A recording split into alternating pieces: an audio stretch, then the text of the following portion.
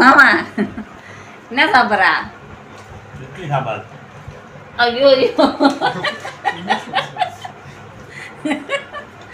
இட்லி சாம்பாரா? ஏன் இட்லி சாப்பிடலையா? எவ்வளோ ஷார்ட்டாக சொல்கிறாரு பள்ளி. அப்படியே நம்ம என்ன சொரமாக இருக்கு. இது என்ன தொட்டுக்கண்ணா? மீனா? மீன். இட்லிக்கு மீன் தொட்டுக்கிற ஒரே ஆள் எங்கள் மாமா தான். அவர் வந்து மதியம் அவருக்கு மீன் வைக்கல, கொடுத்து அனுப்பல.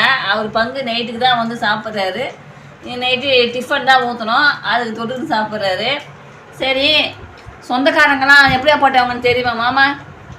இது ஒரு பழமொழி சொல்கிறாங்க. சொந்தக்காரங்கெல்லாம் துணி தைக்கிற ஊசி மாதிரியாம். குத்தியும் காமிப்பாங்களாம், கோத்தும் விடுவாங்களாம். செய்கிற வேலையெல்லாம் அவங்க செஞ்சுட்டு பழியை தூக்கி நம்ம மேலே போட்டுருவாங்களாம். அந்த மாதிரி நீ ஏதாவது அனுபவிச்சுக்கிறியா? அந்த மாதிரி நீ ஏதாவது அனுபவிச்சுக்கிறியா சொந்தக்காரங்கள்கிட்ட? இல்லையா? ஏதாவது உங்கள் சொந்தக்காரங்க நல்லவங்களா? நல்லவங்க கிடையாது, நான் ரொம்ப வச்சுக்கிட்டு கிடையாது. நல்லது, அப்படியே இரு.